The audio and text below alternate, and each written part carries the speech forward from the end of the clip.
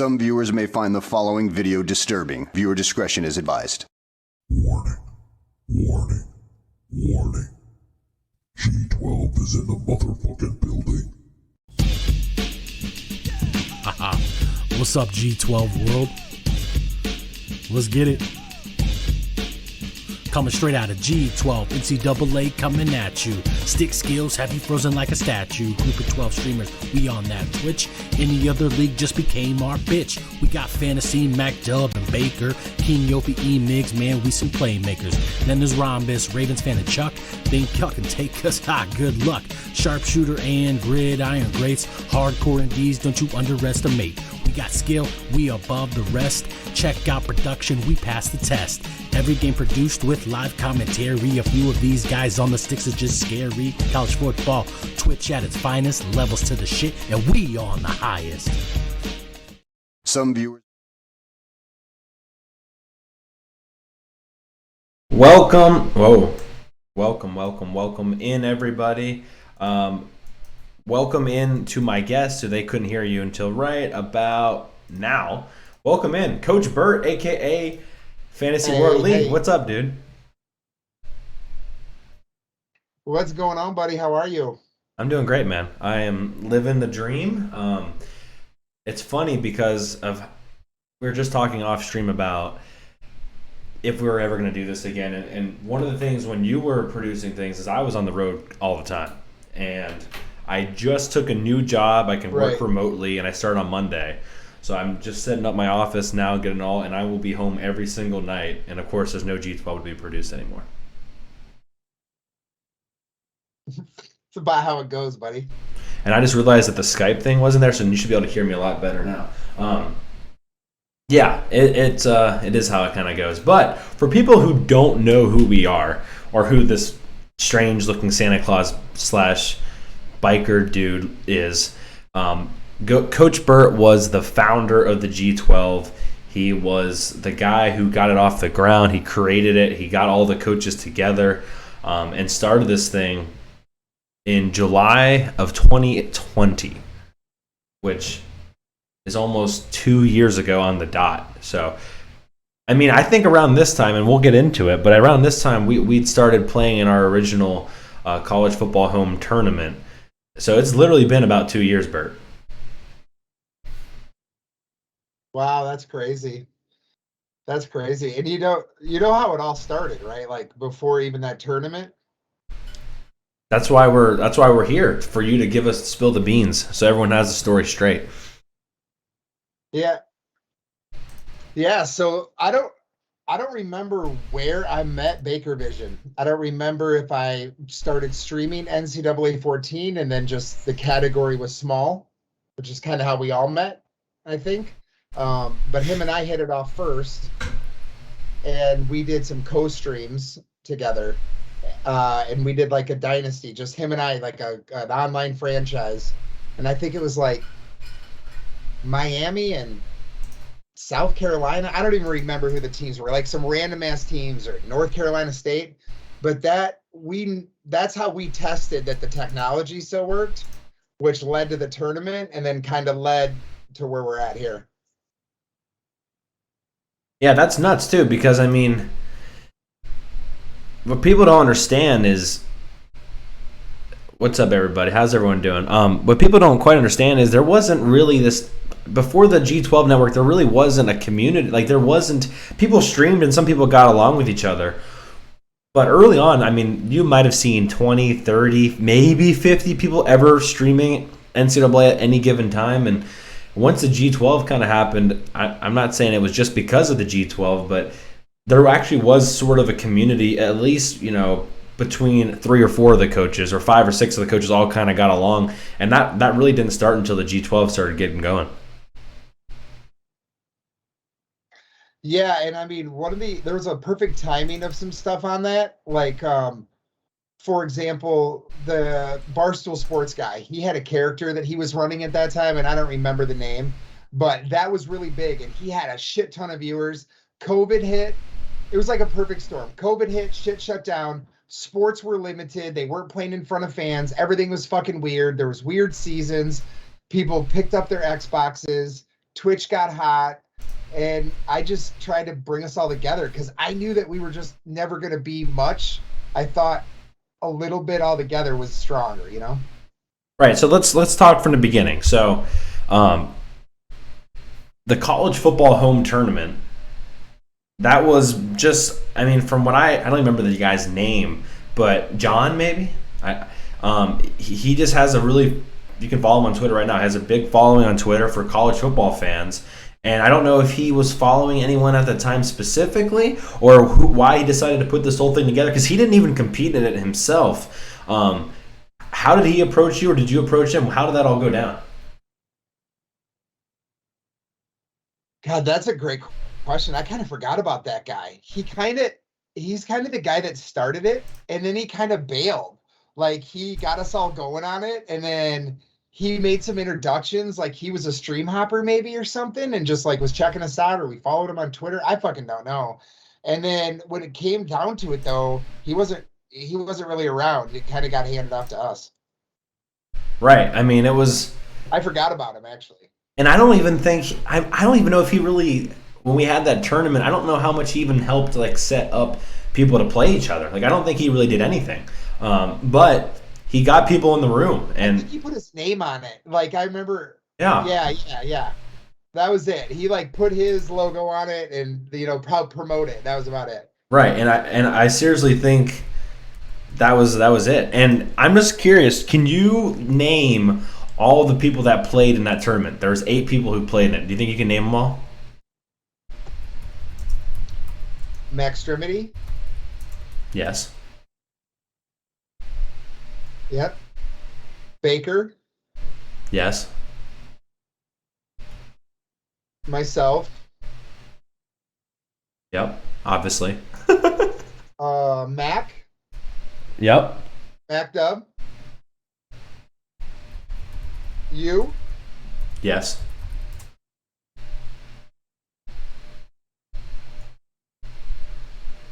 Oh God, was there one kid that didn't stream? I don't remember his name. He like tried to hook his phone up to his TV. No, but I think you're thinking of someone I want to name drop a little bit later. I don't want to name drop him just yet. Fair enough, because I got a trophy sitting on my desk. We can get to that. Yeah, that's fine. All right, so you got Columbus? No. So you have My chat threw that in there anyway. It wasn't me. You got Bert, you got Mac, you got McStremity, and you got Baker. So you got more than half. You got 5 of them. Rabble Wrangler. Rabble Wrangler. Yes, I just asked Mac about him not long ago. Fuck yeah. You know what he's doing now?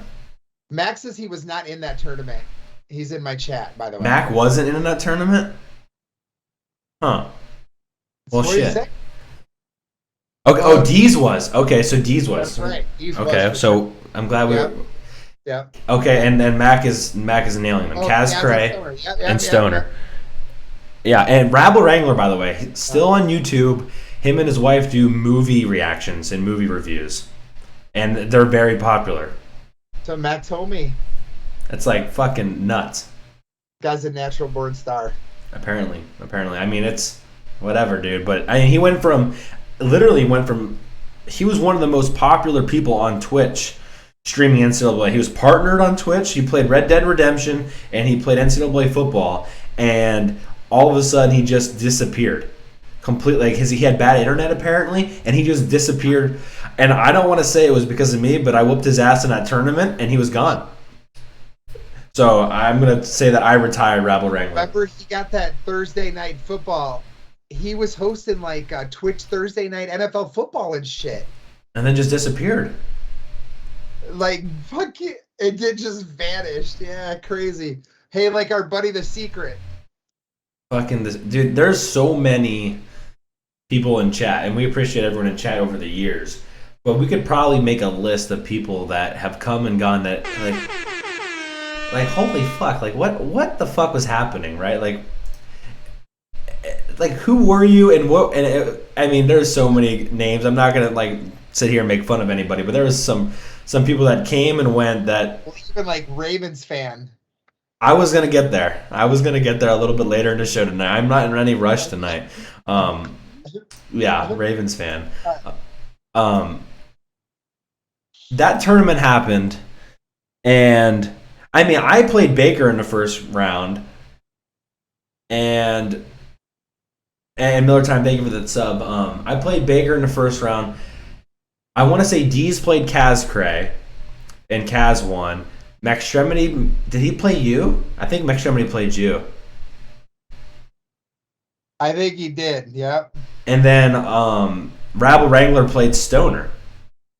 And then I played Rabble Wrangler, and McStremity beat Kaz Cray, and McStremity beat me in the championship.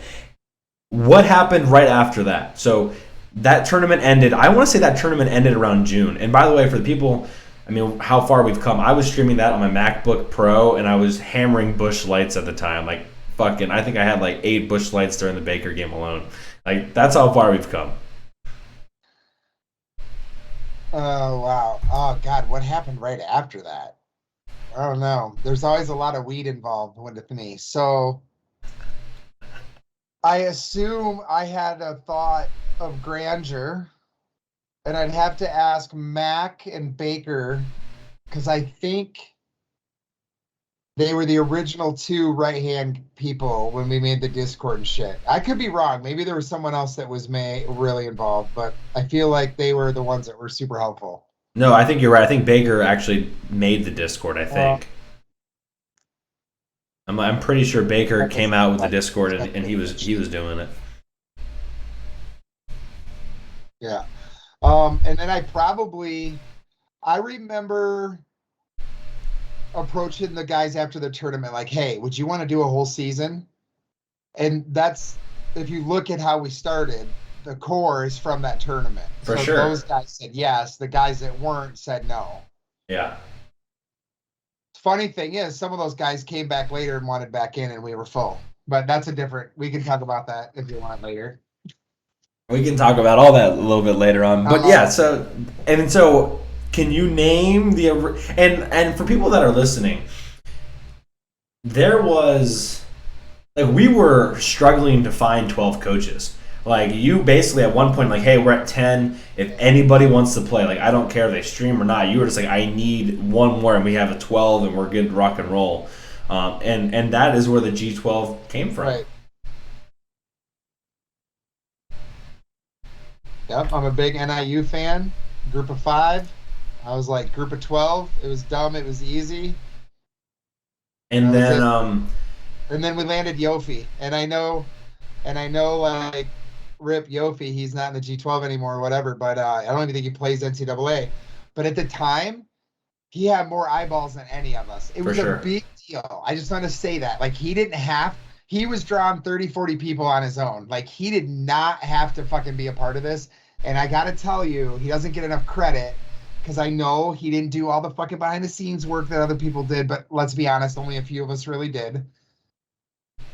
But he really helped us kind of get our jump, because there was an audience built in there, and that kind of made us legit, in my eyes anyway. So I appreciate that kind of shit. Like, that's what people want to hear. And I would go as far as saying, for a while there, dude, the only people watching the games were the coaches and the producers and the commentators. Like, there was maybe 7, maybe 9 people watching these games, and a lot of them were computer games, but we're kind of getting ahead of ourselves a little bit. But I agree, like, Yofi came in, brought a lot of viewers with him, and I think it just kind of worked out. Like, Rabble Wrangler stopped streaming. That's where John D. Robb came from. Like, there's a lot of people that kind of came out of nowhere because they were looking for a home, and it just happened to be the G12. Can you name the original 12 G12 coaches?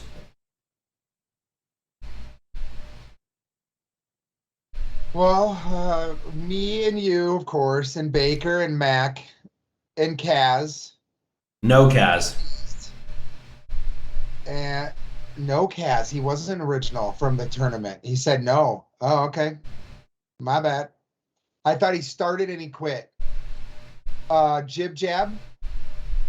Jib Jab.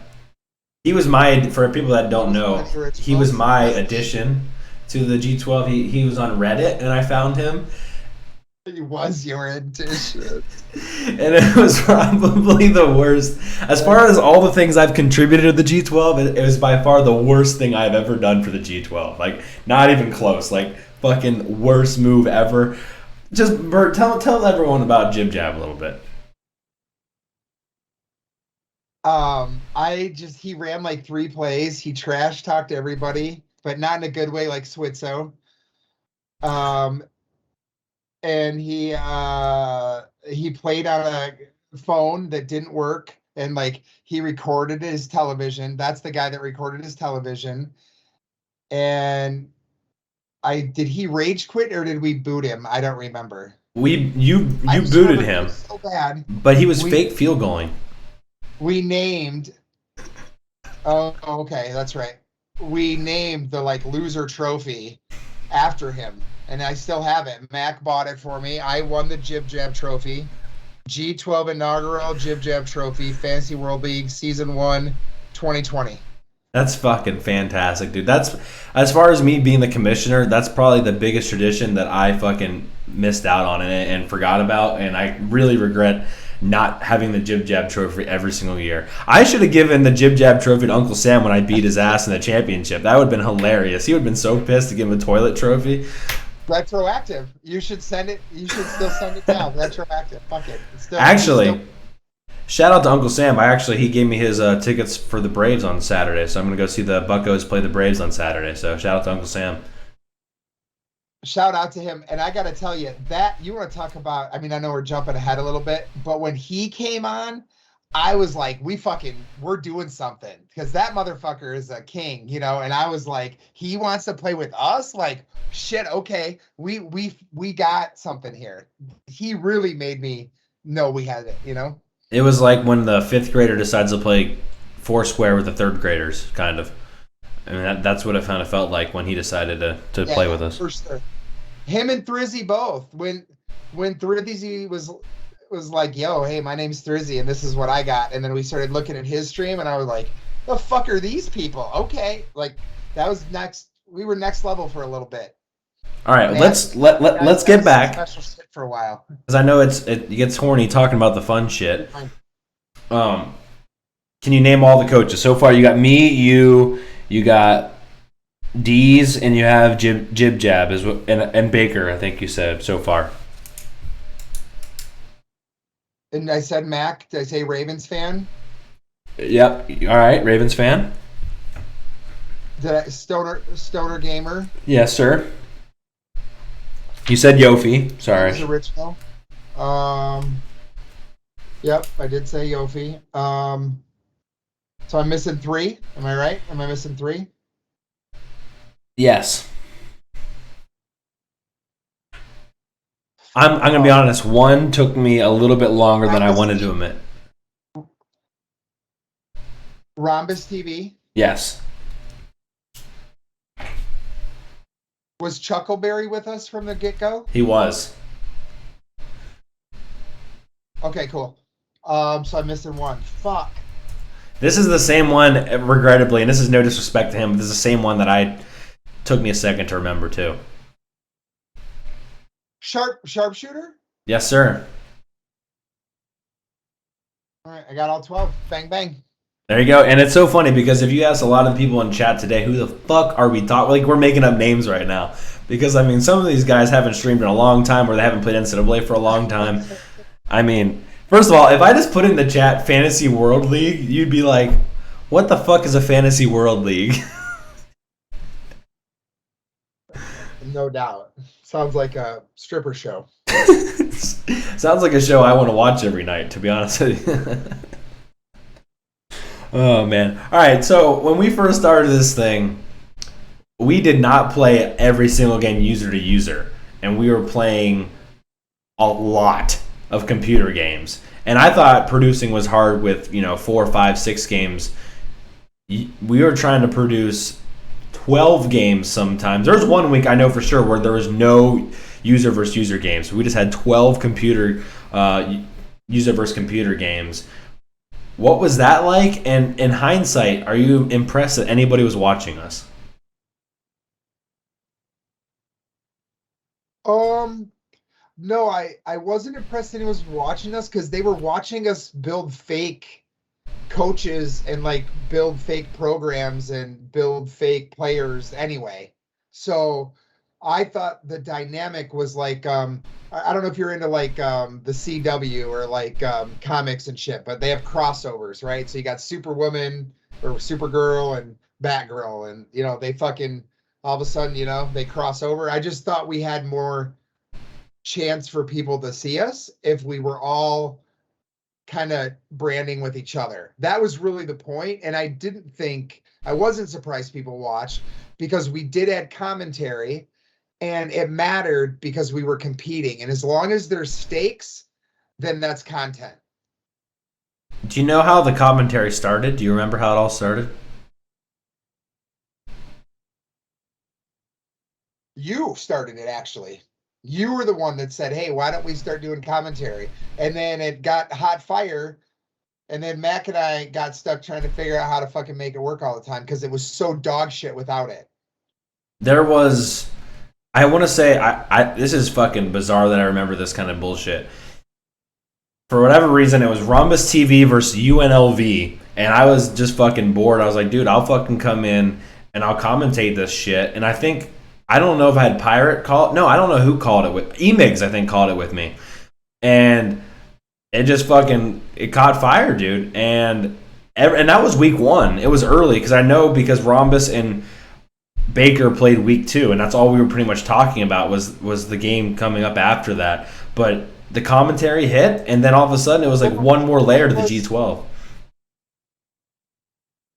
Well, the whole point or the hope was that all of us would bring something, right? Like if I brought the idea, you would bring the commentary, somebody else would take over the digital marketing, somebody else would hopefully make the Twitter work or the TikTok or what the fuck ever. The whole goal was everyone would use their strength to help push it, and together, you know what I mean? And I think that is kind of what the fuck happened. Yeah, and you know, it was it was impressive. I'm gonna show something for y'all. This was, if I can find it, this was one of the schedules back in the day. And I'll pull this up. I mean, I couldn't even imagine nowadays trying to come together and put up a schedule like this. So I'm going to show the schedule. I mean, it's just nuts. I mean, and also it's kind of funny because there's a lot of funny shit involved with what things kind of looked like back then. But look at this fucking thing. Some viewers may find the following video disturbing. Viewer discretion is advised. I can fucking mute shit. Yeah, that's impressive. I mean, look at that beautiful thing. Mm-hmm. And for people that didn't realize, Yeah. people didn't realize that I was Oklahoma that first year. That's the case. But I'd also want to say, we struggled with commentators.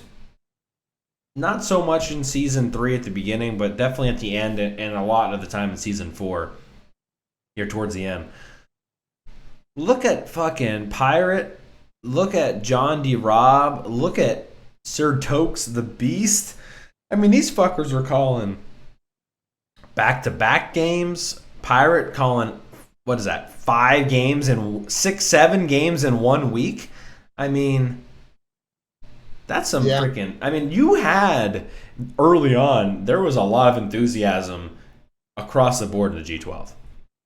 There was a lot of buy-in, bro. There was a lot of momentum and a lot of buy-in, and it was easy. Well, I'm sure we'll get into it, but it was easy back then because everybody was interested. You know what I mean? Right. Can you talk about some of those guys early on, like Vic Pick and Pirate and Sir Tokes? Because those guys didn't hang around all the way to the end, but I think those guys are, you know, people we need to talk about.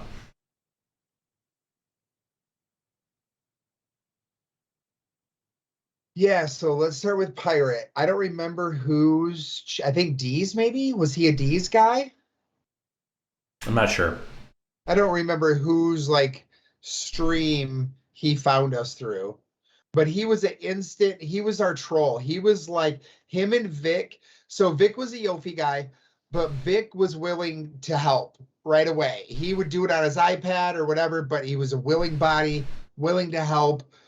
The problem with Vic is he wasn't good talking and looking at the camera at the same time and finishing his thoughts and making them coherent. And at the end, it kind of was like John Madden or Harry Carey after the 8th inning. Fucking Lou Um, Holtz. but Pirate would just go after him so hard, and Pirate was like the antagonist. Yeah, but Pirate was just go after him. But at first, I didn't enjoy it, but then it became entertaining, and it became like, it's like a scripted television show, and we don't know who's going to win the game, but you have the chat becomes part of the act. That's the beautiful thing about Twitch. And so they're a part of the community, especially when they're fucking get to contribute. That was the other thing I thought I was cool or was great about us. I've been in a lot of streams and thought they were doing cool shit, but never really had an avenue to be a part of it. We literally were looking at our community going, hey, do you want to be on fucking camera? All you have to do is have a cell phone. Like, we made non-streamers on Twitch and put our community in control of the content. And that was fucking different too. Dude, I think that might have been the most well-articulated sentence you've said this entire time. I mean, everything right there that you said was fucking poetry. Just fucking beautiful, the way you put all that together.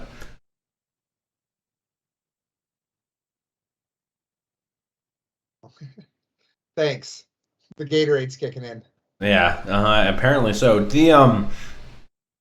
there was a G12 weekly show there at the beginning. I was on it from time to time when I could, when I was in some random hotel room after I was done shooting my porn. Vic was on there. Pirate was on there. One of the better parts of the G12 weekly show that I remember from the beginning was we often had coaches call onto the show. That's right. Go ahead. Yeah.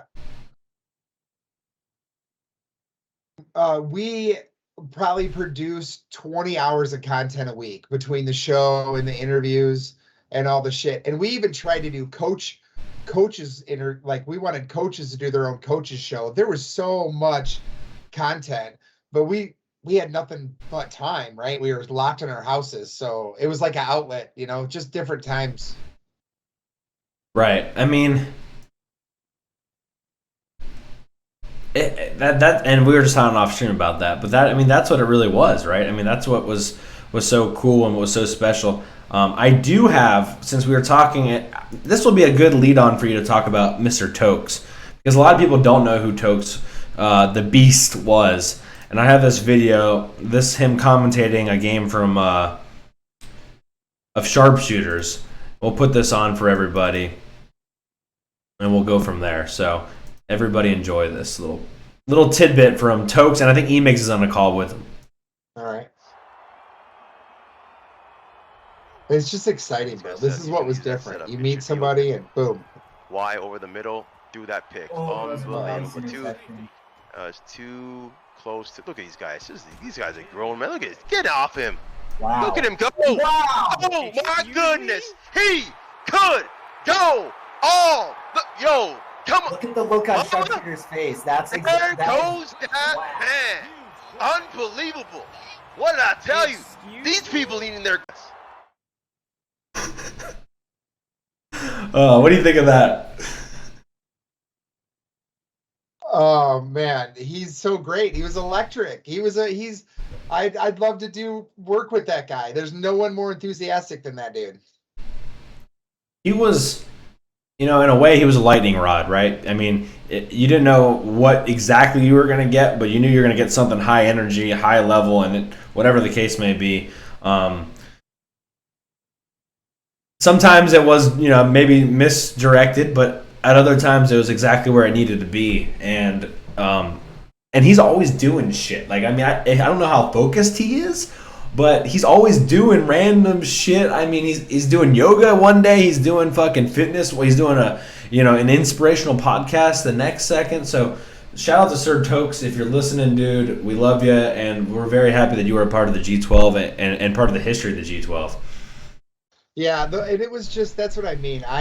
The fact that people wanted to give us their time, like we're a bunch of, like, let's be honest for a second and just talk truth. We're a bunch of nerds playing video games. I'm a grown ass man, and fucking people around the world wanted to give fucking time out of their day because they enjoyed the content enough to help make it.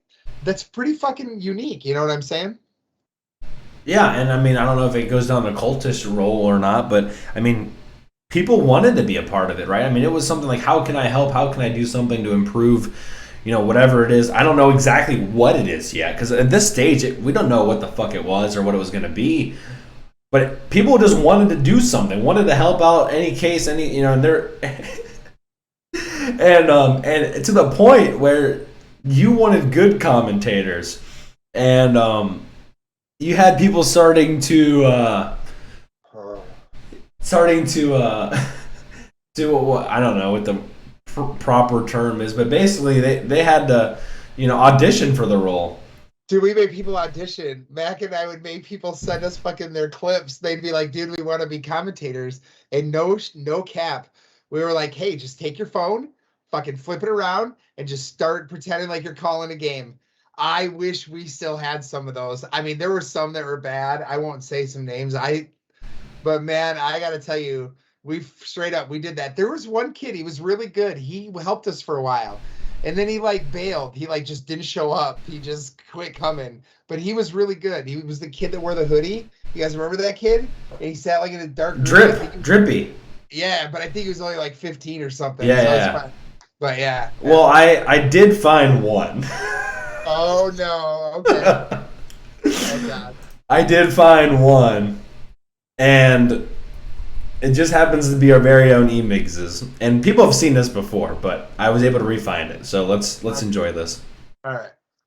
What's going on, guys? E-Migs here, ready to bring you some NCAA football and G12 action. It's going to be a Week 2 game where we have number 2, Ohio State, manned by Baker Vision, going up against number 7, Oregon, manned by Rhombus TV.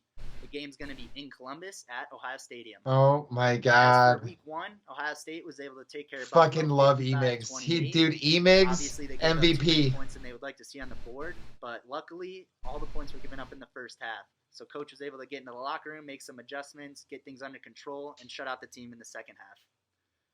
Offensively for Ohio State, I'm really going to want to see Baker take advantage of Fields, slinging it down the field, and getting Olave more involved in the game plan. Oregon Week 1, they took care of UNLV 56-24. Same thing defensively. I'm going to want to see them get a little more stout on the defensive side of the ball. UNLV, not the biggest test, and so they would probably also like to see their defense step up a little bit. Offensively for Oregon, the only thing I'm really looking at is quarterback troubles. I noticed Rhombus shuffling around the quarterback a little in Game 1, so that's definitely going to be something to keep your eye on, see who starts the game and who finishes the game for Oregon. All right, guys, we got a really good one for you today. Sit down, strap in, and hope you're ready for some Oh, it's so G12 good, football. bro. I mean, we were to the point where we were having people put that and send it to people. I mean, Well, you know what that was actually? That was his. I don't think that was his audition, was it? that I was think his that- audition. No shit. Yeah. That's a really good audition. Usually auditions were play-by-play. That sounds like the shit he was doing for the G12 Weekly, because we would have people send in their little clips, and then Mac and I would put it together, and we would just run the show. Do you know what I mean? So that's Right. what that was. Right, I got you. No, I'm pretty sure it was an audition because I went back to the original Coach's Lounge, and you put it in there and said, "Hey, what do you guys think of him? We want to bring him on as a commentator," and everyone was like, "Oh yeah, sure." Awesome. Yeah, we were high, bro. If COVID would have lasted forever, who knows where we could have went with the G12? We almost had a fucking staff. That's the thing. It got fucking crazy for a while. It was great. It was every day, bro. It got all consuming for a while. I mean, it continued to be consuming to me for a long time. And yes, Rocky Top E-Migs, E-Migs looked like a son of Rocky Top. I mean, he basically looked like Rocky Top. Oh my god, I never thought about that. Me Yeah. neither until right now. Yeah. No, but E-Migs, another guy that was, it was so funny because E-Migs commentated and helped out in the G12 Weekly, and he commentated a bunch. And then he got his chance to play with USC for a little bit there, took on Yofi, and that was like the, Darth Vader meets Luke Skywalker for the first time. God, he just loved Yofi so much. I mean, and so that was a good one too. We were talking about Pirate a little bit earlier. I do have a clip I want to show from Pirate because I think this one is also really good. You have to listen carefully, so I'm going to mute you for this one. But the ending to this one, and this was in the G12 National Championship for Week 1, but the ending is fucking hilarious. So you guys will enjoy this one.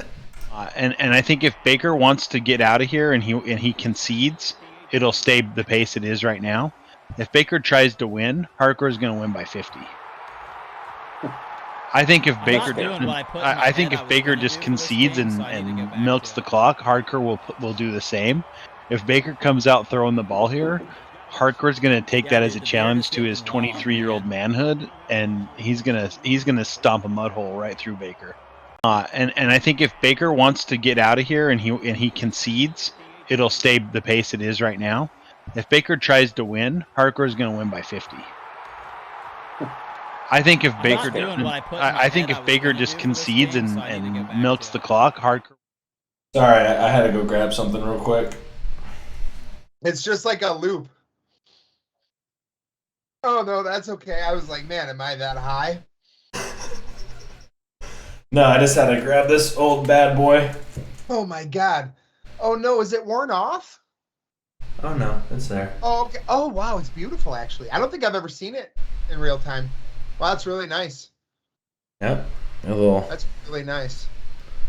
And look, even your little body is on there.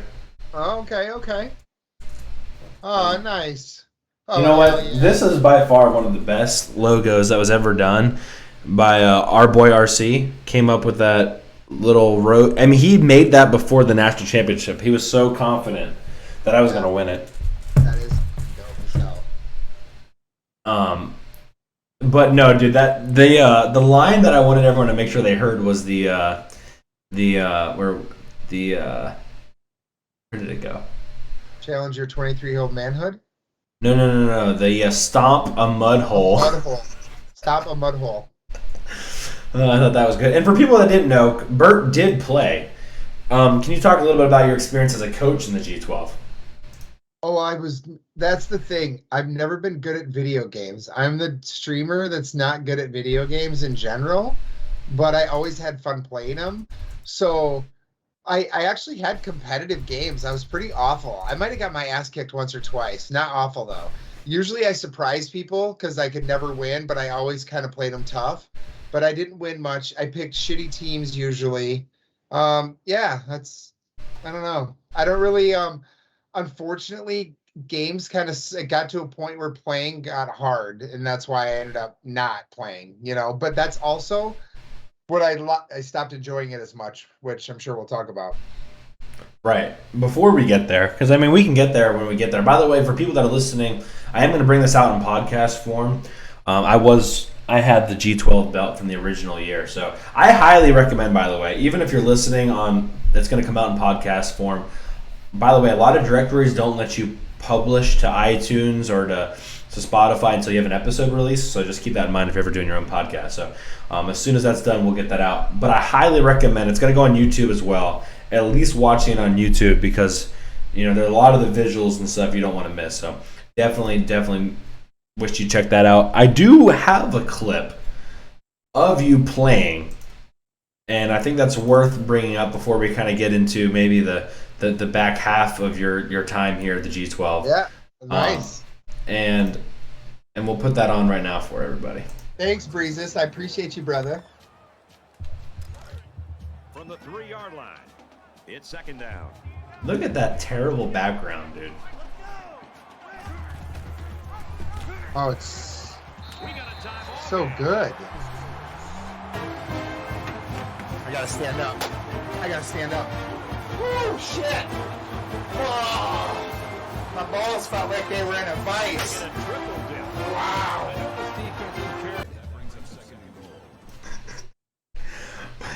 Did you say you felt like your balls were in a vice? Is that? I felt like they were in a vice. That's a good line. Yeah, Yeah, you know how when you sit in your chair for too long, but you don't want to move because you don't want to fuck your mojo up, bro. But you're like, you know that the shit's pinched to the. It's like that. Yeah, but it was you were playing Wyoming. I just adjusted right now. So got to do that sometimes. Oh, I'm glad I was able to give you a reminder. Yeah, well, I sucked. Yeah, you weren't great.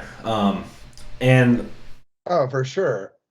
And now, to be fair, we had for a long, of course, the G12, and Mac reminded me time and time again about how you just have to accept that it's an online dynasty and people are going to come and go. I never liked it. I fucking pissed me off because it's a lot of work to basically promote a new streamer in the G12 just for them to potentially leave. Can you talk about that frustration? Because really, you and I are the only one that can 100% get it.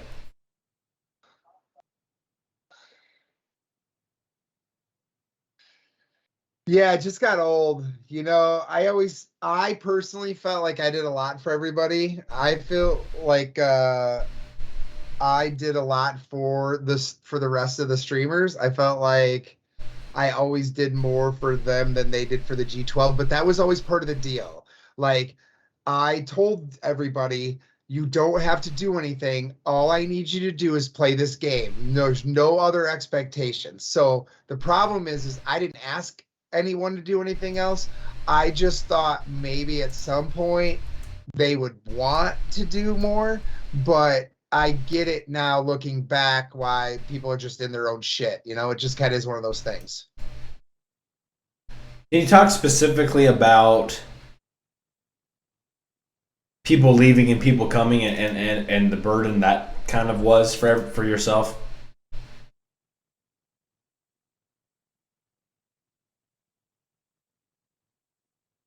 Yeah, because it goes back to commitment, right? And they don't understand. So that was hard because I have to mute something because I can't hear stand the sound of my own voice. And the way we're set up tonight, it's a little wonky. So I apologize. People coming and going were hard because you'd ask them. I think I was pretty upfront with people like, hey, I want you here, but are you committed? Like, can you finish the season? Like, are you able to? And they would tell you all their good stuff.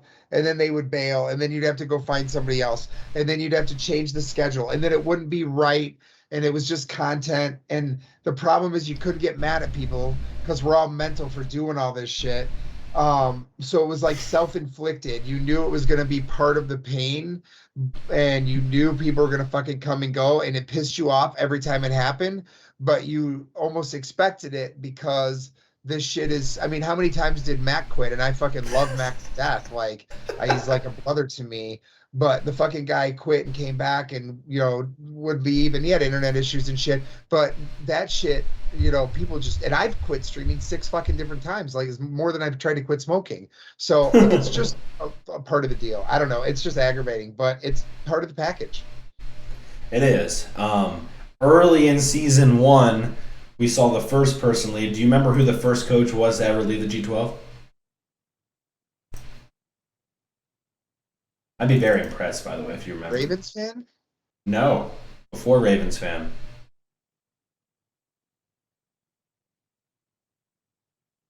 Oh, Stoner Gamer then. Yes, sir. We'll go to a video. What's that? Thank you for coming to this press conference today. Yeah, he didn't even tell us. Kind of untimely and unexpected. I would like to first off announce that fucking Bear is up here. Fucking be relieved of my duties. Remember, he just put it on Twitter, and he didn't even fucking tell us or anything. First, Harlan for all of his hard work. The athletic director. I would like to thank Morgan Scaley and Andy Ludwig, our offensive and defensive coordinators, and Jim Harding, our assistant head coach, who will be taking over the duties while I am gone. I know a lot of you have questions. My absence will be due to a new job opportunity that will leave me out of. But I remember I gave him a lot of grace for this and thanked him for using his creativity and doing it this way and fucking putting the effort in. So I actually thought this exit sucked because it was week 2, but I actually was really impressed how he did it. Right, and it was early. I mean, it was It was seriously. I think he lost to Chuckleberry, and then he was gone the next week. Which, by the way, I think we need to talk about Chuckleberry a little bit because Chuckleberry is probably one of the best people I've ever met, and probably the best person I'll ever meet. For people that don't know, that's Dee's Diabetes' brother, Chuckleberry. He was an original G12 coach. Yes, I potentially ran up the score a little bit on him when I whooped his ass. But no, seriously, one of the best dudes I've ever met. He got me CFB revamped. Him and I Discord quite often still to this day. Your thoughts on Chuckleberry? A great human, great man. Yeah, solid dude. Didn't have to play. Did it because we had a need, and I think he's just a good guy. He liked us enough, wanted us to succeed, wanted his brother to succeed. He enjoyed the game enough to play. He knew he wasn't great like me. He didn't care. And just a genuine good fucking guy. Yeah, dude. Salt of the earth kind of dude. He's one of those people that, like, at least for myself, wish I could be more like him. But just my personality, I will never be like Chuckleberry. No matter how hard I try, I'm just not gonna be that good of a person. I'm just a douchebag. I mean, there's just no way to be as good as a Chuckleberry. Doesn't exist. Not possible. They're rare. He's close to Jesus. Yeah, he really is. He really is. So Stoner left. We brought Emigs in, which people who don't know who Emigs was, he was just on doing his commentary audition a second ago. And then the next coach to leave that I want to talk about, because I think this is such a funny part, because the reason why this person left was 100% because of me. And that was Ravens fan. Yeah. You called him on commentary, right? Didn't you shit on him? No, I think Pirate did that. Okay. On social media though, the computer AP poll had him ranked something, and I was just joking on Twitter. I said something like, "Oh, you don't deserve to be ranked that high," or something like that. He got very angry, very upset, and to the point where he left. And not only did he leave, he blocked everybody on everything, and he deleted his Twitch and his YouTube. That's right. Yeah, he totally bitch moved, laughed, and didn't say anything. That's the only thing that would make me mad. If somebody just DM me or did like what Stoner did and did it that way, but communicate, but to do that shit and block people and not say nothing and just leave the franchise, would people still do that shit to this day with Discord or even 5M servers and shit? It's so fucking cringe. So that shit bothered me. And that fucking guy, all he ever got good on Famous for was fucking telling people how to cheat. So whatever. We'll move on to the next one.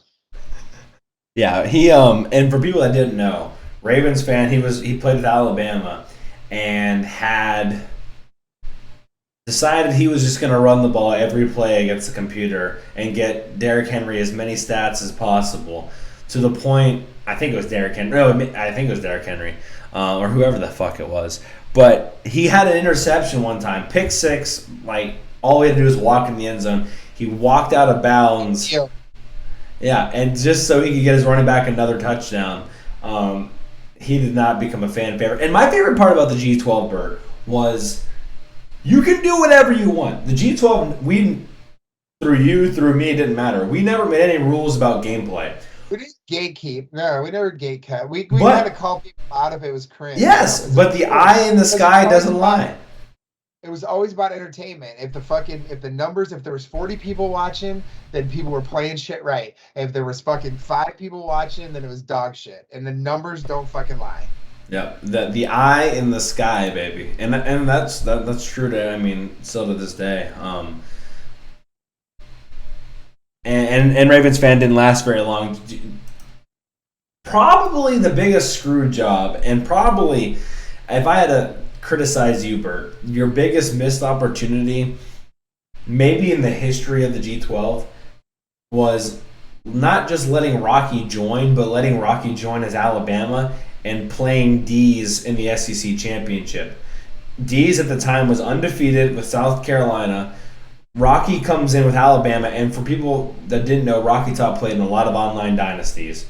And D-Clink, thanks for the year subscription, by the way, dude. That's fucking fantastic. Okay, stop.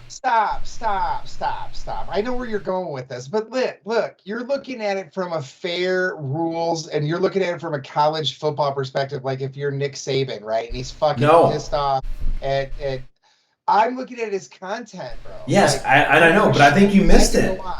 That's what I'm trying to tell you. From a content perspective, I think you missed it because you had a chance to put bad myself versus good D's in a national championship setting, both undefeated, where you could have had, I mean, everybody, Jesus would have risen for the second time to root for D's Diabetes versus me. And, I mean, it would have been, and no discredit to Baker Vision, but there would have been a huge following for D's to beat me in that game.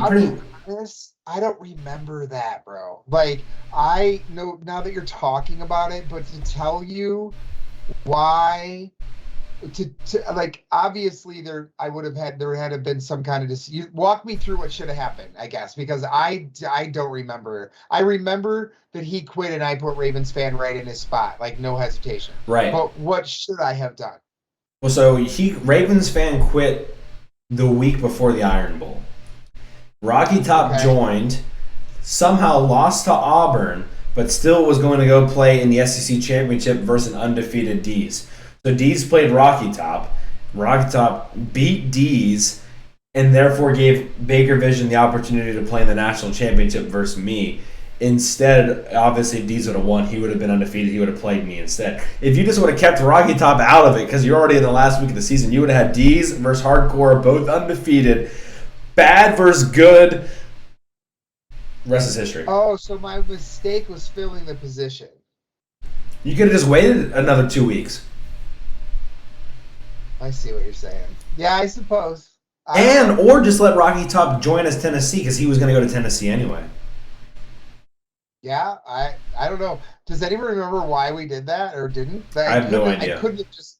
You guys would have never let me make that decision like dictatorialship. We had to have had conversation about it.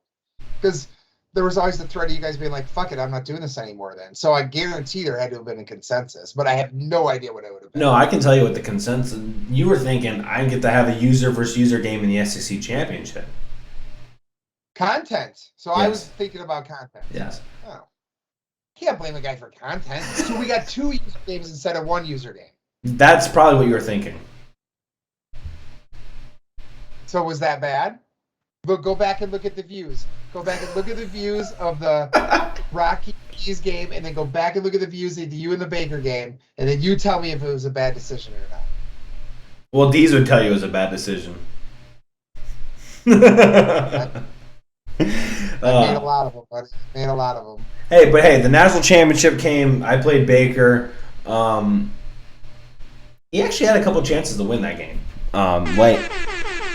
C-Bus, thank you for the subscription. The season ended. It was weird because the season ended, but people left before their bowl games.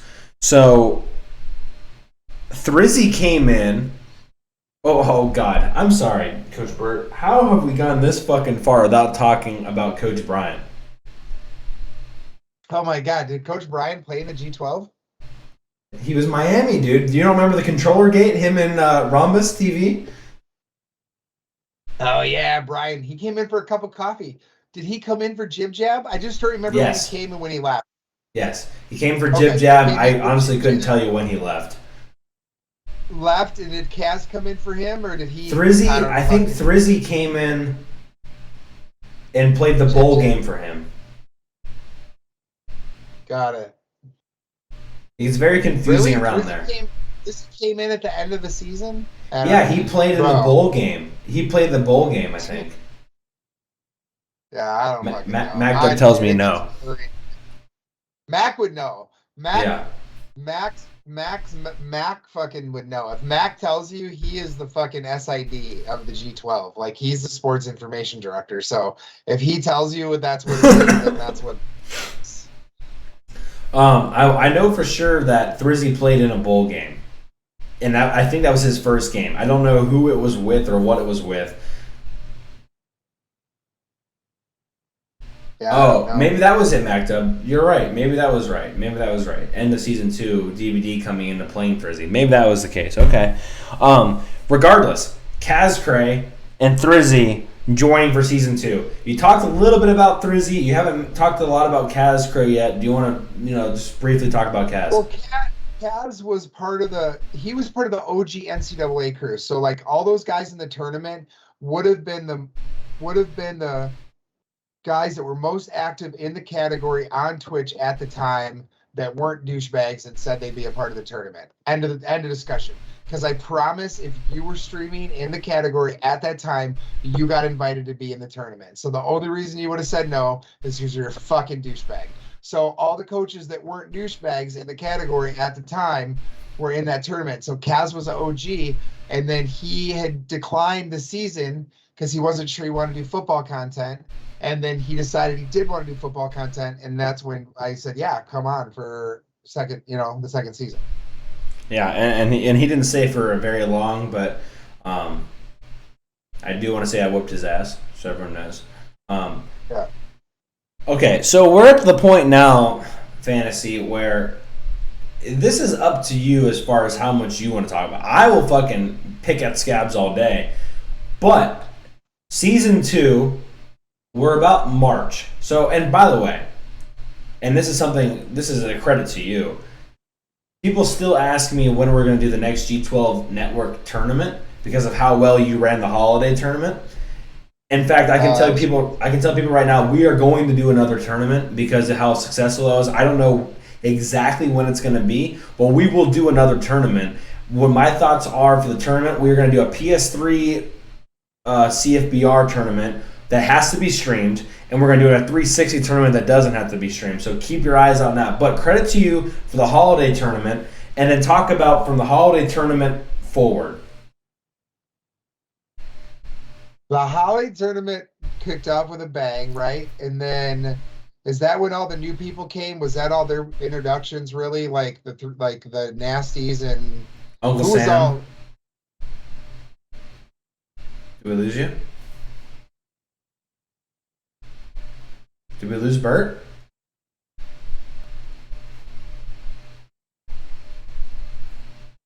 Bert? Bert?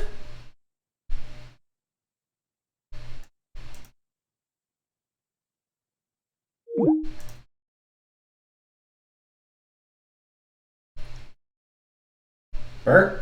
Are you there?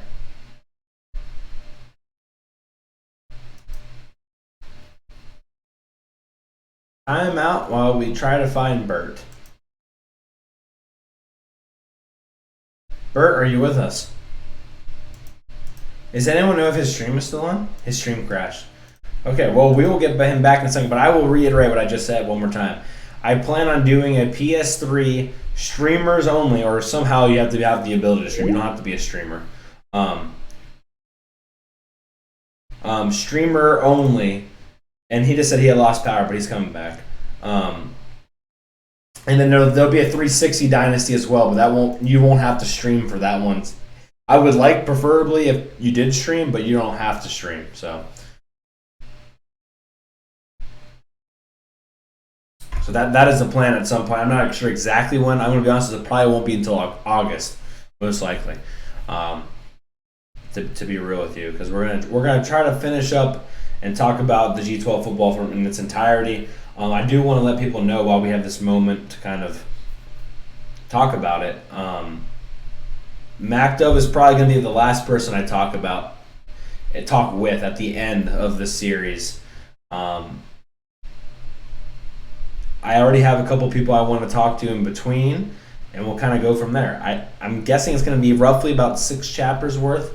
But really, guys, this is an opportunity for people that were not really aware of what was going on behind the scenes to be a part of it. So I hope you guys enjoy this as we kind of go through it. I think there's a lot of things that people don't really know. So yeah, I saw your message, Magda. We can talk. We can talk. You don't talk anymore. I was all the way at the very, very, very top of the coaches' lounge chat, so I had to go all the way down. C49er George already liked your message. We'll try to get Bert back in here.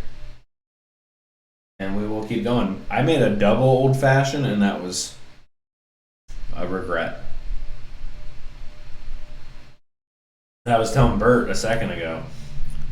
2 years ago, I was hammering Busch Lights, and now I'm drinking old fashioned. So I guess that's a G12 effect coming into play. This is like the WWE. Let me see if I can ring him in.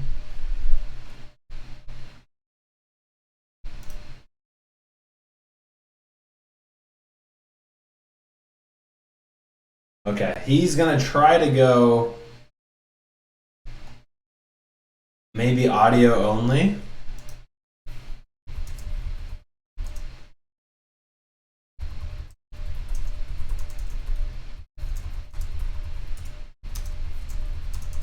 Why do we wait? I do have more videos. So let's show another video. For people that might have missed it, maybe I'll show the original hype video one more time while we have a second. So let's go hype video one more time.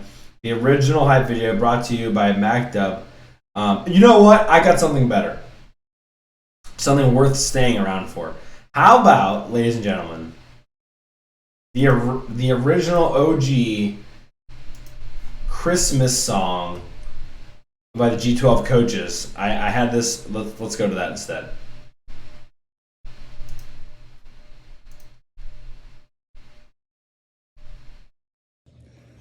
Happy holidays from us over at the G12 Network. Merry Christmas, G12. Hope you're having a happy holidays.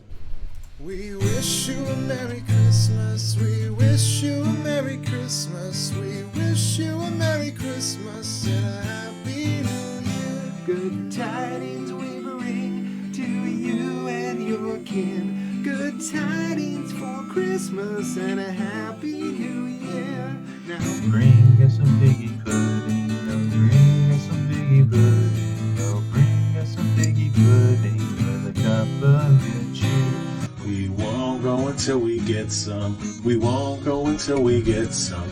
We won't go until we get some. So bring it out here. good tidings we bring to you and your kin. Good tidings for Christmas and a Happy New Year. We wish you a Merry Christmas. We wish you a Merry Christmas. We wish you a Merry Christmas and a Happy New Year. We wish you a Merry Christmas. We wish you a Merry Christmas. We wish you a Merry Christmas and a Happy New Year. We wish you a Merry Christmas. We wish you a Merry Christmas. We wish you a Merry Christmas and a Happy New Year. Happy holidays. Hey, it's Thrizzy from the G12 Network, wishing you and your family a happy holiday. Hold on, guys. We gotta go back. Imagine if fucking Rocky Top knocks on your door and he fucking...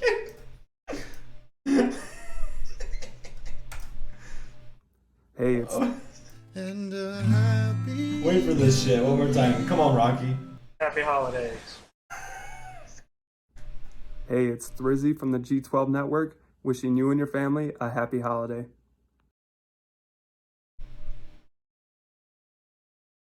Oh, man, that is the funniest fucking shit I've ever fucking seen, dude. I mean, that one makes me want to pee my pants. I'm gonna be honest with you. I mean, that is... For people that are listening on the audio version of this, first of all, you're making a mistake. You need to watch this on YouTube or watch the VOD on Twitch because it is something. And I will say this, and I think this is a credit to Bert, because I don't think it was the case. I don't think I could really say the same. I was going through the chat and I was, looking at all the messages from before. The coaches got along a lot better. What's up, dude? You're back? I don't have you yet. Hold on. That's okay. The coaches when With the whole town lost power. that's okay. Shit's a little fucked up.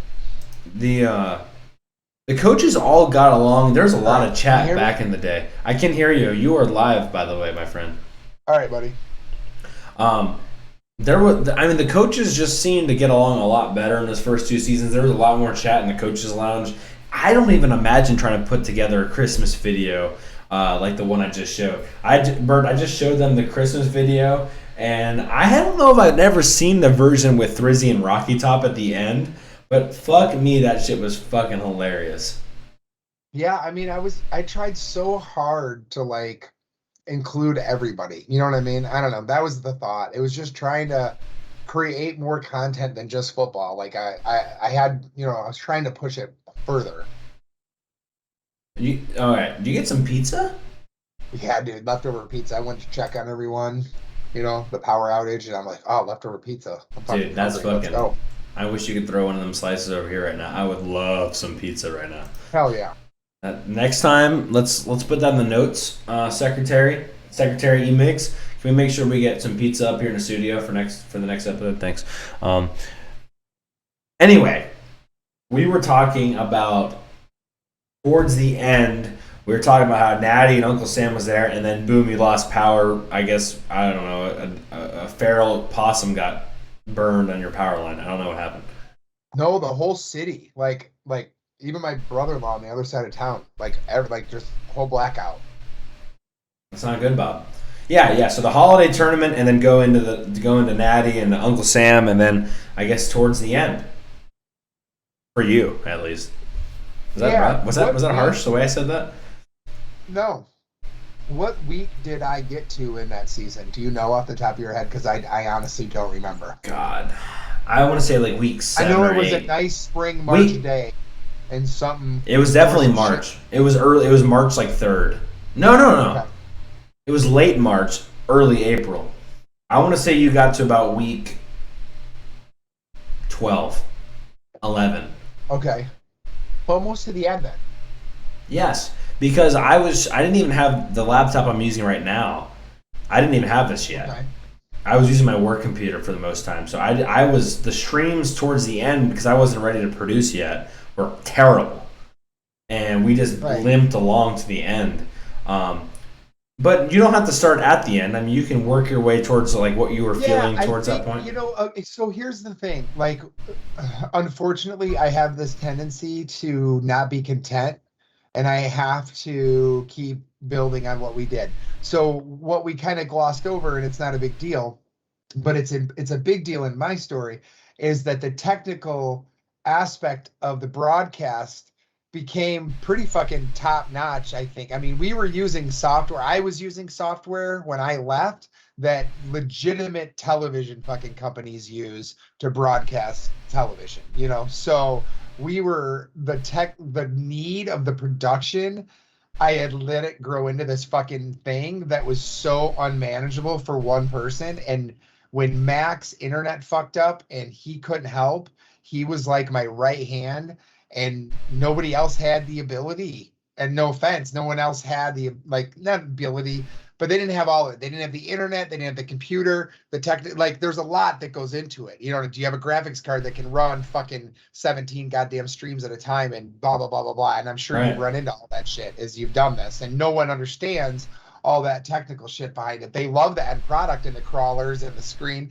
That shit, those last few weeks that we did there at the end, that's high quality production. No offense, but it was never that good before. And I don't know, I've watched some of the stuff, but it was just different. You know what I mean? In my mind. So that's just me, but it was also unmanageable. And that was my demise because I couldn't feed the beast.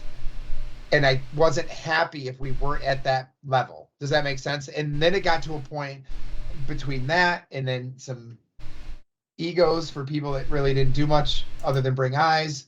And then to the fact that I watched this new game come out and it just made everything we were doing. I'm such an optics guy. So when I was watching people play the revamp and we were still playing the old shit, I was like, oh, we missed it.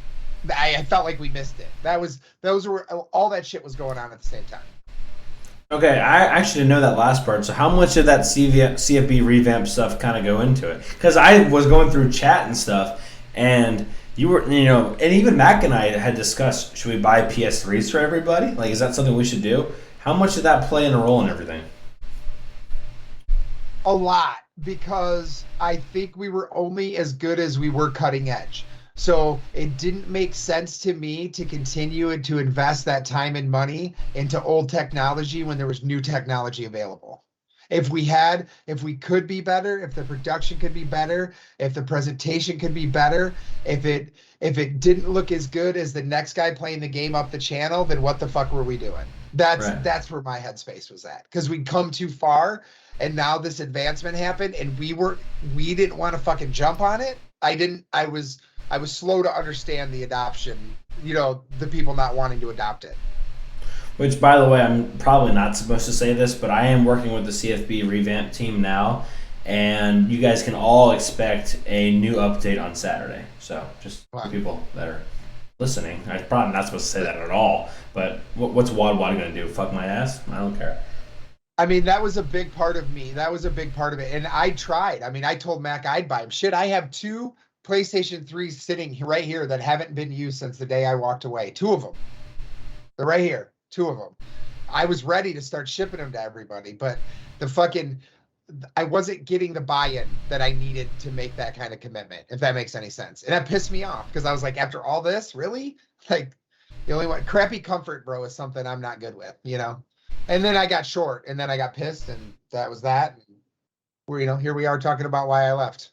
Well, yeah, and I understand 100% as far as being the commissioner of the G12 is a lonely job when it's all said and done. I mean, it just is what it is. I mean, it's not. I mean, even if people are there, and Magda was there a lot for me, but you're at the end of the day, it's a lonely gig, and there's no other way to put it. Yeah, and if I would have had more buy-in, in the beginning it was fine because I had so much buy-in. When I couldn't find commentators and I couldn't find anyone else to produce, when the sharpshooters went away and the Theses went away and the Max stopped streaming and nobody else knew how to produce and Baker went away and all the people that were involved, it was. So now we built this expectation, right? So here we've built this fucking platform. We have an expectation like that schedule that you just showed, right? So here's the production level that we're at. Here's what we've been bringing you. Oh, but you know what? Now, we're not fucking that committed anymore. So now it's just going to look like dog water. Sorry. We were just fucking kidding. We can't really do that anymore. I just didn't want to take that step. That's how I felt. Yeah, and it's something that kind of what happened, in this past couple months for us is like, and the level of expectation was not being met, and how far below that expectation do you go before you're just like, what the fuck are we doing here, Bob? Right. Yeah, because it's already quirky, and like you said, were you amazed people were even watching, right? It's already a little weird. Especially AI playing the computer. The user makes sense, right? It makes way more sense. But we got not everyone was people were so worried about connection issues. That wasn't as big as an easy sell. We kind of glossed over that, but people weren't just like, oh yeah, let's do all user games. Not everybody was on board with that, bro. People were worried about getting their fucking brains beat in, dude. Like, they wanted to play those computer games. So anyway, it doesn't matter now. At the end of the day, I really thank you. I've never publicly had a chance, but I thank you for taking it and not letting it die, because I was ready to let it die. I was like, you know what? And you passed the test, because the only thing I think the Twitter is, I couldn't figure out how to give it to you. It's tied to my phone number, but I gave you the channel. I gave you the Discord. I gave you everything I could give you. I sent you all the logos, all the file. I fucking left everything. I didn't stick around, and you kept it going. And I needed someone to do that, because I was like, I wasn't playing anymore. I wasn't competitive enough to play, and it wasn't fun enough just running it and not even getting to play. Like, I do this because I want to have fun, and it became a job, and it wasn't fun. Do you know what I'm saying? Do you think if you would have continued, and first off, I appreciate those kind words, but do you think you would have maybe, stayed around longer if you were still playing? Do you think that played a role in it? Yes, probably, but that would have meant in order to me that would have meant a lot of things though. If I would have still been playing, that would have meant there would have been more help in the back end and I wouldn't have had to been doing so much, so I would have felt like I could have still been able to play. So that means we wouldn't have probably had some of the turnover that we had. So that means that the community would have been a little stronger and we would have had more doing less, I guess. And yeah, it probably would have been a less frustrating or this is supposed to be my relaxation and like check out from the real world and bills and stuff. It shouldn't add to it. So it just when it crossed that line, that was really like time to be done kind of thing. And when you decided to make that decision, was there any, looking back on it now, is there any way you wish you would have kind of gone about it a different way, or you pretty happy with the way it kind of all went down? I mean, I don't really want to get into the detail. I mean, yeah, it's not really worth it because I don't want to say dumb shit about people. I'm not here for that. I think that sometimes you need to give people a little bit of grace that do a lot for you, is all I would say. Do you know what I'm saying? And I don't feel like I got some grace for some people on some things, but I'm okay with it at the end of the day as well. I can move on down the road kind of thing, so it's not a big deal. I probably would have liked to have gone out a little less, fuck you and fuck your mom and fuck your sister too.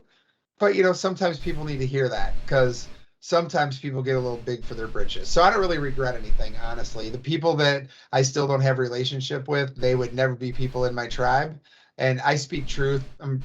I try to give grace to those that want it, but I don't really give, people don't like me, they don't like me. And that's just how it is. So shit happens for a reason. Would it have been better? Yeah. But sometimes, man, you just got to be done with shit. And would I've liked to have finished the season in retrospect? Yeah, that probably would have been good. But I didn't have it in me, bro. Like literally it would have been me and me by myself until the end. Right. Yeah. I mean, when you look back as a whole, I mean, the entire, not just the ending, the entire thing, is there anything you wish you would have done differently from a production standpoint, from a communication standpoint? Looking back on the entire motherfucking thing, was there anything where you're like, you know what, it'd been really cool if we would have been able to do this, or it would have been really sick if this would have, happened the way I wish it could have happened? I mean, at some point, and I don't know what our highest numbers ever were. Do you happen to know that, what the max channel viewers were back then when I was still running it? I think it was with the raid, but the max I ever saw was 97. So I remember I was thinking it was close to 100. That was the number I had in my head. And I remember at that point in time, just having this weird idea because like Mac and I don't live far from each other. So I just had this like weird idea about us like doing in-person commentary or doing something more interactive with the community, like bringing it on the road to a bar and having a couple people show up at a bar and do a user game or something like in it. I don't know. I always thought of taking it. I never thought it would just, I thought it could evolve from just what it was. I was always trying to think of like what it could evolve into, but I never really got there. Well, it's funny you bring that up because I had thought many times about, and I don't, the word convention is not the right word because it wouldn't have been a convention, but maybe a hangout would be a better term. But we've always talked about, hey, Tennessee's about the best place to do some sort of hangout with G12 people. And you could run a tournament in a convention hall at a hotel through the course of an entire, weekend with G12 people. Cool. And you could probably get enough people to do it, and if you stream the whole thing and you did a little vlog on the back end of it, I think it'd be pretty fucking cool. It'd be cool. I always just wanted to get us together for a fucking real life tailgate. I thought if we could just get us all to meet at a fucking, Penn State, Ohio State game or something, that'd be great, Like trying to plan a tournament. I love it. There was some missed opportunities there. I am curious because I'm allowed to ask these questions because I'm fucking running the shit. What were your thoughts about me? From the beginning, motherfucker. Yeah. Wait, what did you say? I missed the question. I said, what are your thoughts about me from the beginning and to the end? No, I mean, you were always the most knowledgeable. I thought you always brought an authenticity to it. You were gonna kind of tell us like, hey, this is, I don't know. You were committed. I looked at like you and the Deezes and I mean, I know he's not there. Who's left from the beginning? Is anyone even left besides you? Are you the last man standing? Mac and I, and well, Stoner's back. I mean, right now we're all done, but Stoner's back. Mac and I. Yofi was, I believe, the last one that just left. It doesn't surprise me. You and Mac were always like, Mac was 1A committed. You were always 1B committed, or like 2B because of your job. But like, no, it was always you, me, and Mac. I mean, other people would come and go and help for seasons, but really, it was always the three of us. I mean, so I knew it would be you or Mac. I didn't know which one.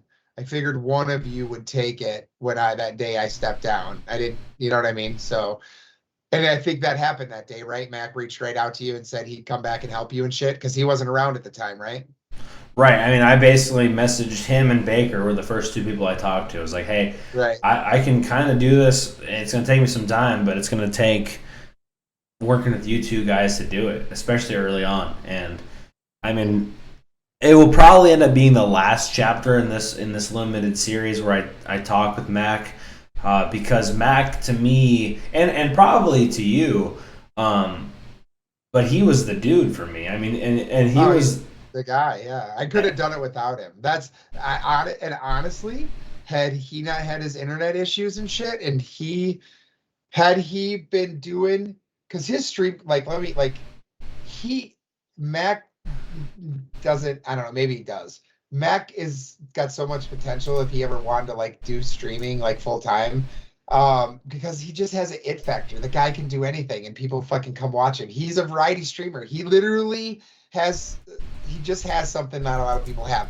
So if he would have been that guy with his internet and his fucking 2 PCs and all his badass motherfucking shit that he is now, the whole time we did the G12, I think things would have been a lot different. Just he was for sure my Robin. Do you know what I mean? Not a doubt.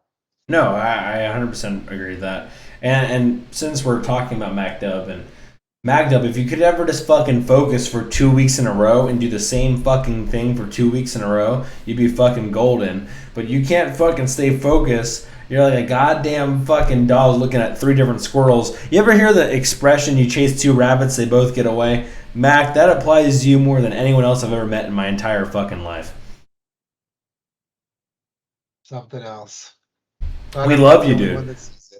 But he is 100%. 100%. It just drives me crazy because if I had an umph of what he had with the consistency that I do put in, like, things would be different for this guy. It's like watching Superman not fly. Like, what the fuck? Anyway, right. I guess. No, don't say anyway, because it is an important part. Like, MacDub has the personality, he has the ability, and it's just like one day he's ready to go out there all greased and oiled up to wrestle, and the next day, he's cold and he's in the shower, and I'm just like, what the fuck? Shit, fucking stupid. I don't fucking want to do this shit anymore. Right, and no, but seriously, MacDub, I mean, I think you got 2 commissioners of the G12. We're both here. And we're like, dude, I don't think you really understand how much you meant to the G12. The intro, but he set the vibe with the intro song. He always had my back. Like, what the fuck, guys? Like, he would be the heavy. He could be fun. He didn't like Maxtrimity. Him and Baker never got along. Like, I loved it. You had these different personalities, and like, it's okay. Like, fuck, man, I didn't get along with everybody. Do you know what I'm saying? So it's fine. Like, so this is one part. People to get along with people, like, you need to put people around you that are strength where you're weak. Do you know what I mean? So I had to have Baker on one side and Mac on the other, and absolutely, they got along, and everybody was different, and it's just how it is. Like, let's be honest, like, not everyone, it wasn't a fucking love sausage fest, bro. You know what I mean? There was a lot of shit talked, and it is what it is. There was they're like that. There was, I don't think you quite understand. I mean, and look, you're older. I mean, you're a fucking old man compared to me. Let's make that very as clear as possible so everyone understands that you are by far way older than me. just in case people aren't watching, I need them to understand that you are a lot older than me. I mean, you have kids. So much. I mean, you have some sort. You have a pool in your own that you own. You own a pool. Like that's how old you are. I do. Let's just be very clear on that. But for me personally, and this is something that why I wanted to do this. I don't think people quite understand, and this is something you guys always talk about. You and Mac have always talked about how you think you mature a lot before you hit 21 years old, but in the last 2 to 3 years, and a lot of it came from running the G12 and working with a lot of different kind of people. I have learned a lot, and not just about how to deal with people and to manage people as you fucking hit that shit, but also like how to get along with people. And so I very much appreciate the opportunity you gave me, but also the fact that people didn't say just fuck you, Corey, and walked away. So that was fucking awesome. Yeah. Right. Oh, it was a special thing. And it wasn't one. That was the cool thing about it. We did it right. I actually got more joy that I walked away and it survived than I did. Because that means it was exactly what it was about all of us, because I left and you guys carried on, and so many people left and it still carried on because it was always authentic about promoting and branding and unifying the communities of the people that were involved. And it never was anything more than that. And if it would have been, it would have died with, the guru that left whenever that guru left. And that was never how it was. Right. Well, I mean, that's fucking beautiful what you just said there. Before we kind of wrap this shit up, because, I mean, I could talk to you all day. I do want to talk about you. What are you doing now? What's up? Talk about yourself a little bit. This is your time to gloat a little bit. No, man, I try to stream 2 to 4 hours a day if I'm lucky, usually 2 hours early in the morning. Probably tomorrow morning I won't because I'm up late with you. I can't really do both. Like if I can crash early, then I can, do an early stream. If I stay up late, I may stream tonight after this. I may do some, but Baker got me into role play, GTA 5M server. It's like Dungeons and Dragons on steroids when you were a kid, only the fucking server is your dungeon master, and you fucking make a character and you fucking, act out whatever the fuck you want to be. It's like make-believe world. So it's, it's like all the drama of the G12, but I don't actually play the football games. We just have all the drama in the game. It's like that. Can you confirm something for me? Yeah. Were you kicked out of one of the worlds? No, I got asked to ban, actually. I got asked. I said, fucking ban me so I never come back to this fucking shithole. And he said, okay. So yes, I was banned because I requested to be banned. Okay. But I wasn't kicked out of one of the worlds. Okay, so I had heard rumors and That's shit. That's a good question. But I wanted to put that to rest. And Emigs, dude, you got to watch it from the fucking beginning. Emigs just subbed. By the way, Emigs just subbed for 23 months in a row. 23 months in a row. What a savage. Emigs, you got to watch this whole thing from the fucking beginning because there's something that you would love to watch. Dude, Emigs, there's such a walk down memory lane for you, buddy. What else, dude? Like, what else are you doing? I mean, it's summertime in the shithole Midwest. You're finally getting a little bit of warm. Just opened the swimming pool. You just opened it? God, you poor soul. Just opened it today. Yep. Waited till fucking June because May sucked. And I don't know if you know this, but gas is like triple the thermals right now. So I used to heat the pool, but the kids are gonna have cold swims this summer. Because wait, you heat it with gas? Yeah, natural gas usually. There's a big giant heater that the water runs through, and yeah. Huh. I didn't know people heat it. Yeah, I guess that's a Florida thing, but yeah, but usually don't heat it with natural gas. I figured you'd heat it with solar or something else, but. I mean, you could buy one of those solar blankets, I suppose, but not in Chicago or not in Illinois.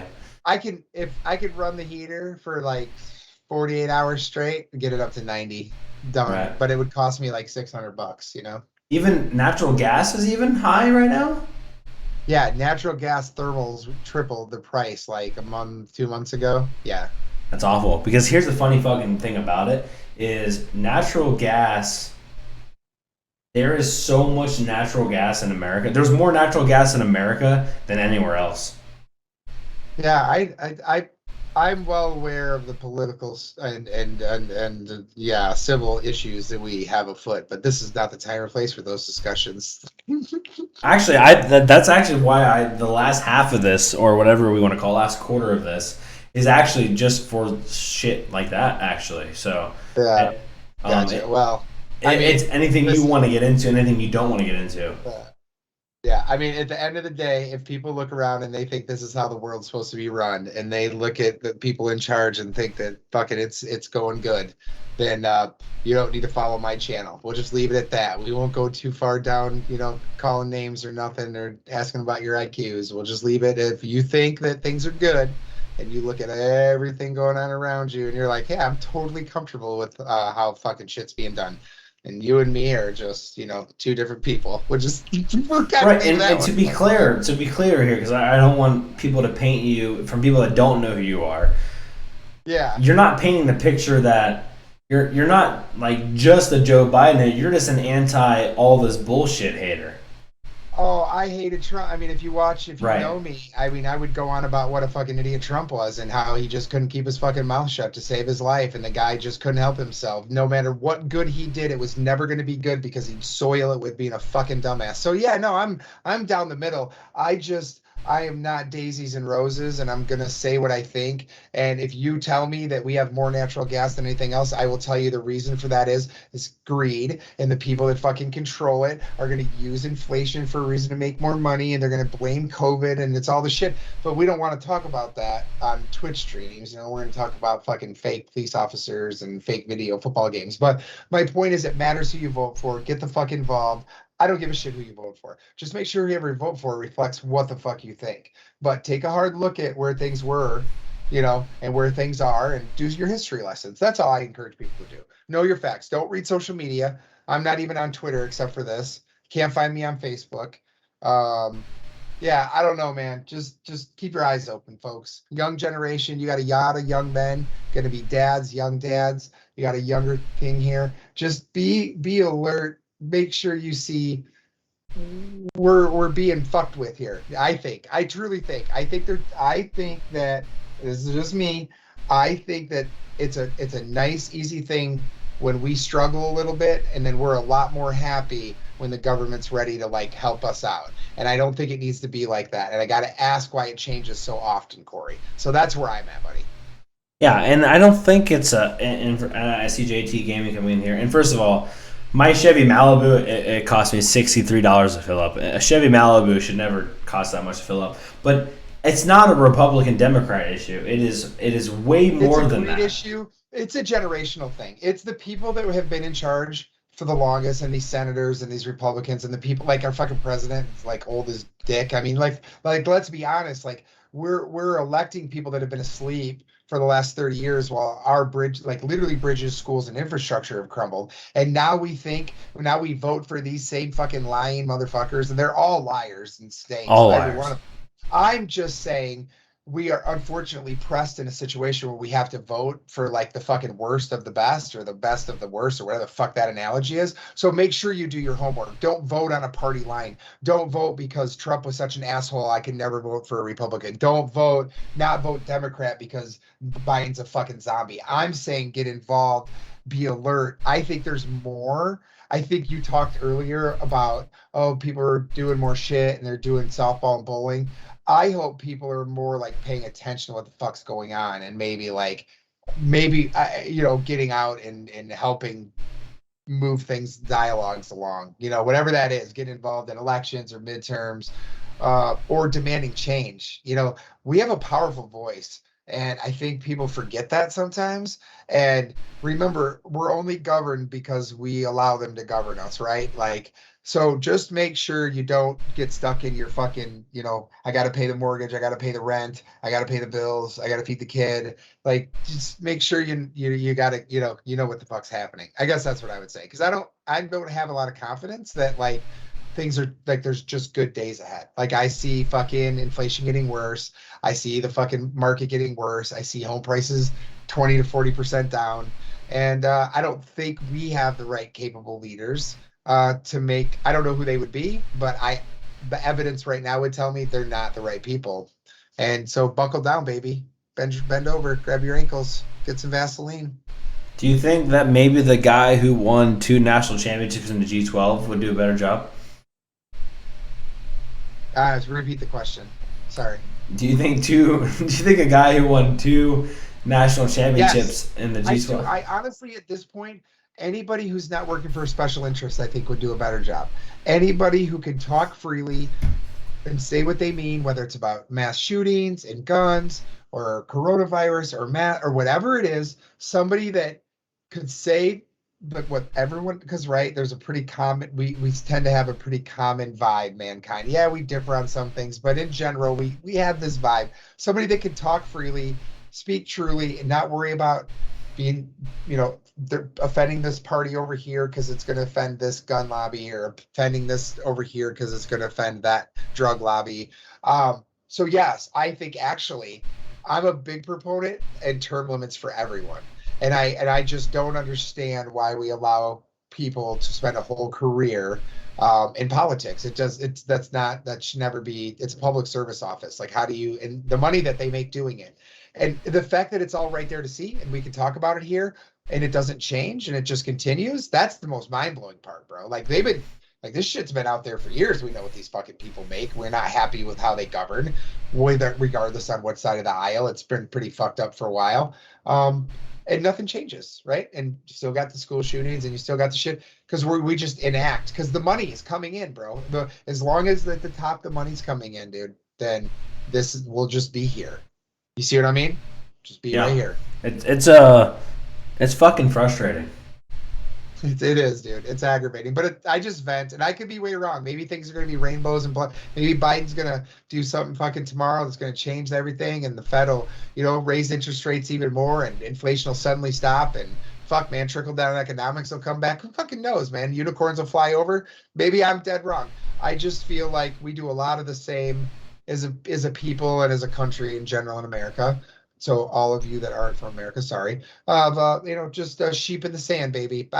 We just keep trudging along. Well, I got to go to work, buddy. Got to get my 40 hours in because fuck, costs $80 to fill the car up. Just fucking what we do. They got us that way, bro. They got us by the balls. They do have us by the system.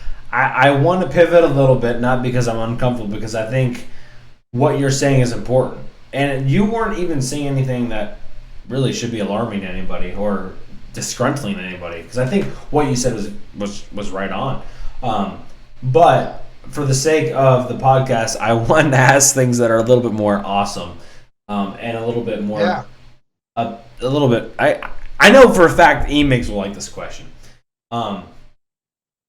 What specifically, and I want specifics on your thoughts on aliens in the universe, and if aliens have already been to or not to America, but to our planet, and if aliens are still interacting with humans today.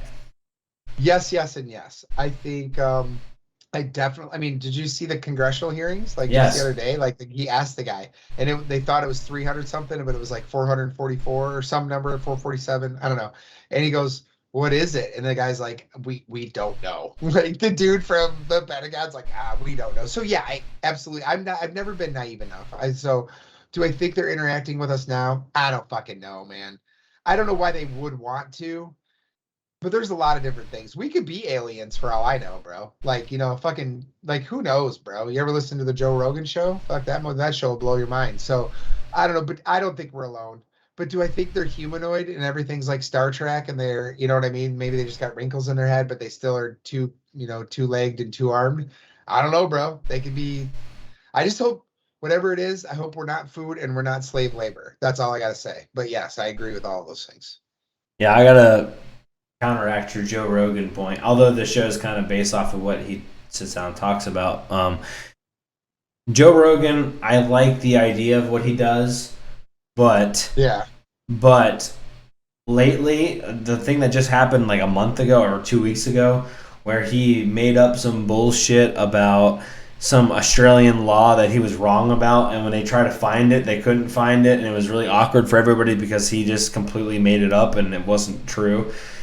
but that misinformation was already out there for everybody. I think there's a certain level, if you have an audience like that, where you have millions of people listening to you, and more importantly, you have millions of people that are typically privileged listening to you, you have, and this is for every news company, you have a responsibility to provide at least somewhat factual information to everybody and have the gumption and balls to say, you know what, I was fucking wrong about something.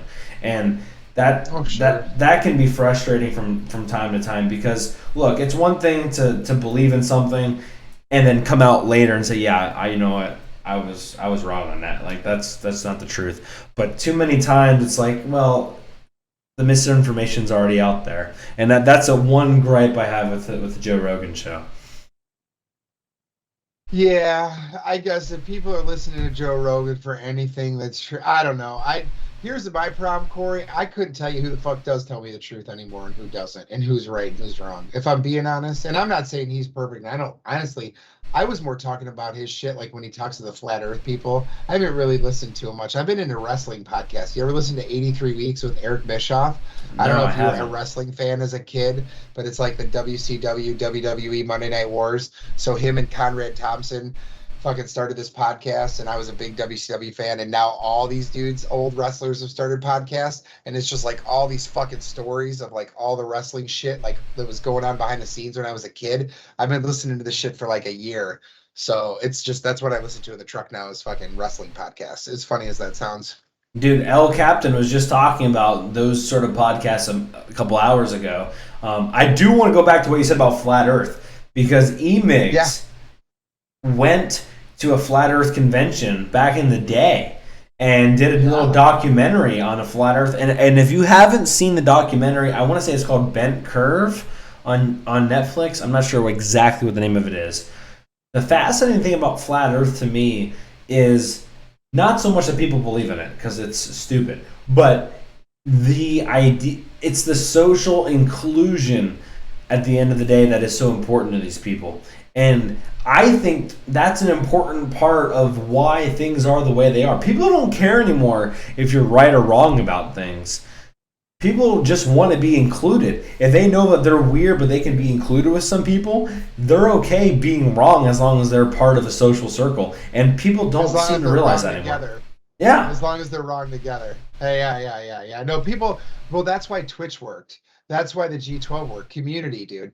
Like, let's be honest, for all the great people that we had some that were very needy, and it was a very evident early on that we were providing a place for people that might not have one in the world. And that, as sad as that sounds, I took that on as like, hey, we can do that. We can be that for those people. What's a couple hours a day to do a good thing?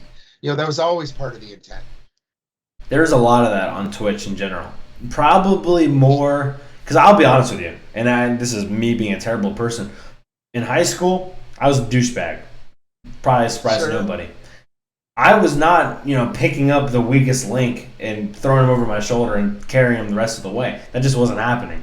Sure. Once we got to the G12, I'm not gonna say I was nice to people, because I wasn't.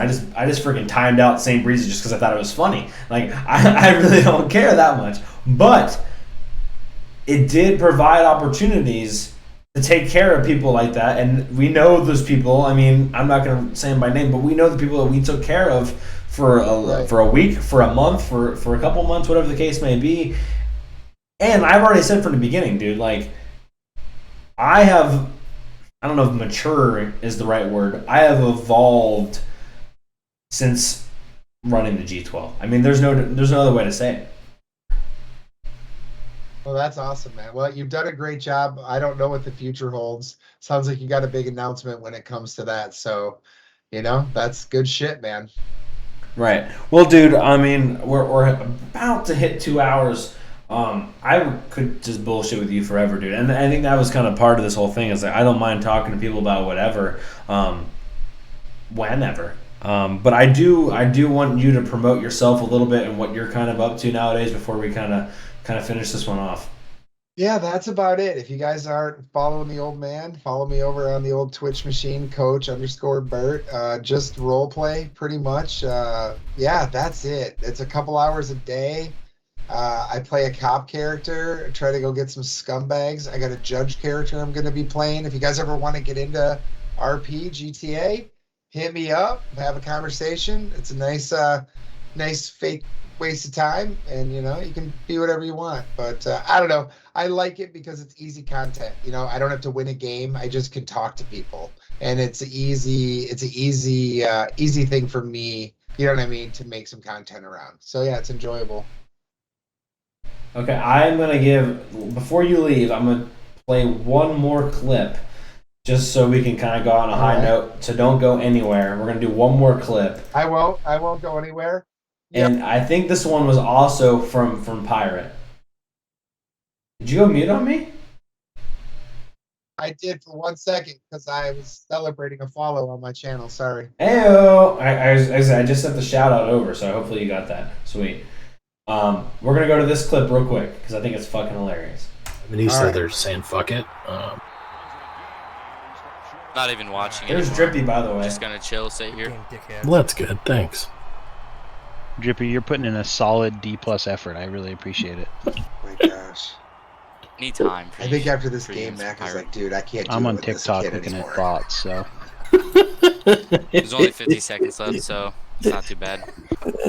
There's only like. Ebony, so they're saying fuck it. Did you catch?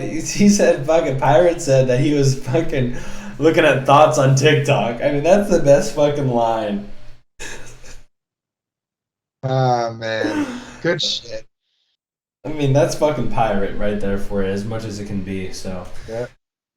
And we got to see Drippy, so which. Great job producing the show, man. Great clips. That's good shit, man. I can't wait to watch the other ones that you do with people. I'm excited for it. Yeah, well, I mean, again, if it is the end, and if it is the end of this version, what a nice bow on it. That's really cool. Right. I mean, we didn't have closures. We didn't finish the season, and so I was trying to find a way where I would feel good about it being done. Right. And I think, a lot of people don't really know how it all went down, and I think it's important to tell that story. So, first of all, I couldn't have done it without you. I mean, you created this whole thing. You had the trust and the faith to pass along to me, and I appreciate you coming on the show and being the first guest as we kind of run through this thing. Yeah, absolutely. And, down the road, if you ever need a hand with anything or you guys move into the revamp thing, hit me up. I'm not saying I want back in, but, I wouldn't mind maybe, announcing a game here or there, being on a show, some shit like that. Let me know. Right. No, I would fucking, and you know me, dude, I would fucking any kind of help I could get, especially, I mean, I know you and Mac are starting to get a little bit older, but I think you guys would be able to help out quite a bit. Yeah, even maybe I could just do a pre-recorded clip and send it in. I'm just saying, I'm down to maybe contribute down the road. We'll see how you do, but you got to upgrade for me here. We'll see. I'm gonna sit back and see what you bring me, and if I think it's good, then I'm gonna throw my hat in. I'm just kidding, buddy. Let me know if I can help. Well, I appreciate that, dude. Let me